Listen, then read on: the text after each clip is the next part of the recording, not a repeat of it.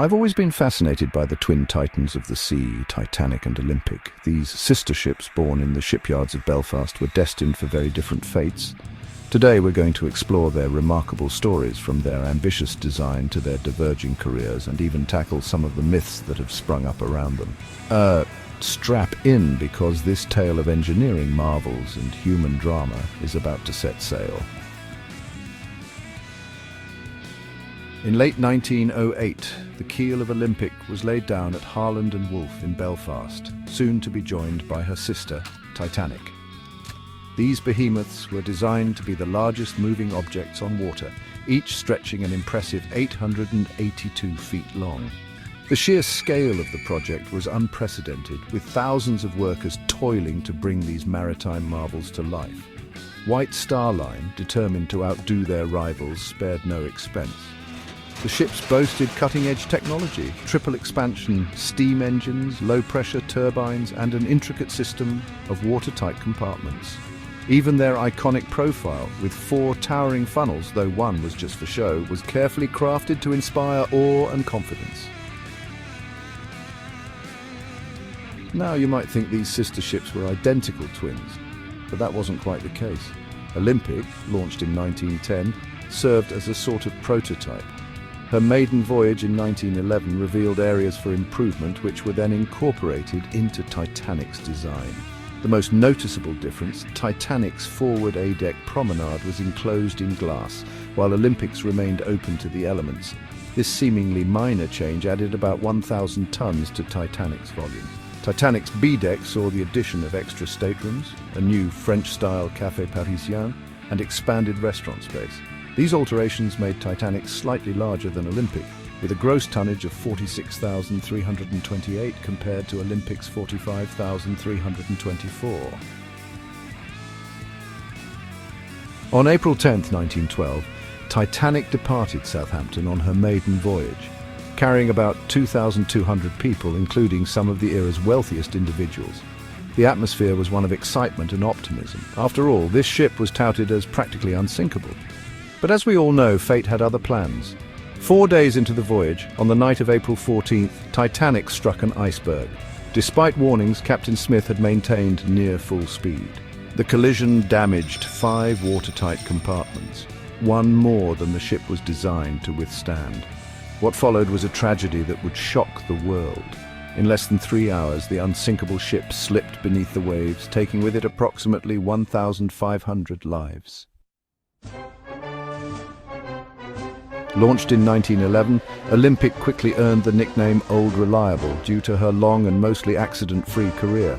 Even a collision with the British cruiser HMS Hawke in September 1911 couldn't keep her down for long. Olympic managed to limp back to port under her own steam. When World War I broke out, she was requisitioned as a troop ship, even famously ramming and sinking a German U-boat in 1918. Olympic's wartime service and subsequent return to commercial operations solidified her reputation as a dependable workhorse of the seas. In May 1918, Olympic achieved a feat unique among civilian vessels, the sinking of an enemy submarine. She rammed the German U-boat U-103, her massive propellers slicing through the sub's hull. After the war, Olympic returned to civilian service with renewed vigor. Refitted and modernized, she continued to ply the Atlantic route through the roaring 20s. Her final transatlantic crossing came in March 1935, marking the end of an era. While her sisters met tragic ends, Olympic enjoyed a full 24-year career before being scrapped in 1935, her fittings preserved in museums and private collections.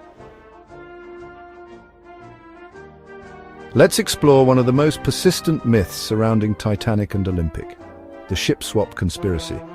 This theory claims that the ship that sank in 1912 wasn't actually Titanic, but Olympic in disguise. The alleged motive: insurance fraud. Proponents argue that Olympic, damaged in her collision with HMS Hawke, was beyond economical repair, so, they claim, White Star Line secretly swapped the ships.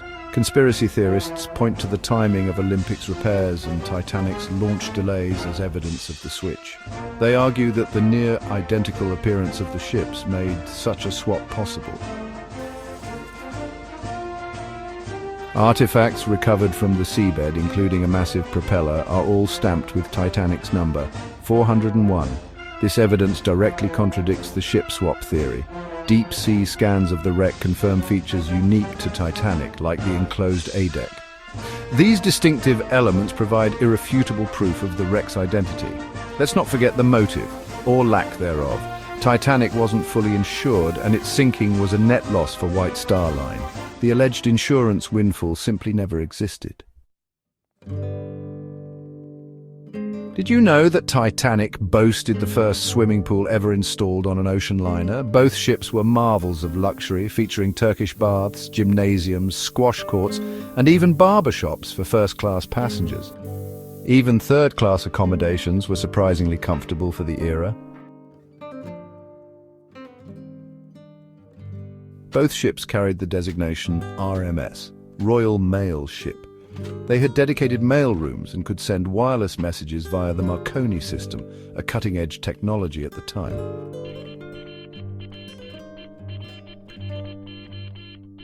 And let's not forget the human stories like that of Violet Jessop, a stewardess who incredibly survived the sinking of both Titanic and Britannic, as well as Olympic's collision with HMS Hawke. Titanic's tragedy led to significant improvements in maritime safety, including requiring enough lifeboats for all passengers and the establishment of the International Convention for the Safety of Life at Sea. Olympic, though often overshadowed by her infamous sister, left her own mark on history through her long service and wartime heroics. Today, Titanic rests on the ocean floor, a somber reminder of hubris and human fallibility. Olympic lives on through her preserved fittings and in the stories of those who sailed on her. Together, these sister ships represent both the pinnacle of Edwardian engineering ambition and the complex realities of the early 20th century. As we come to the end of our journey through the intertwined fates of Titanic and Olympic, I'm struck by how their stories continue to resonate. These ships, born of the same blueprints but destined for such different fates, embody the triumphs and tragedies of an era. They remind us of human ingenuity, hubris, and resilience. Whether it's the enduring mysteries of Titanic or the steadfast service of Olympic, these ocean giants still have much to teach us about our past and perhaps our future. For more content like this, subscribe to the What the Happened YouTube channel. Thanks for watching. Until next time, stay informed and stay curious.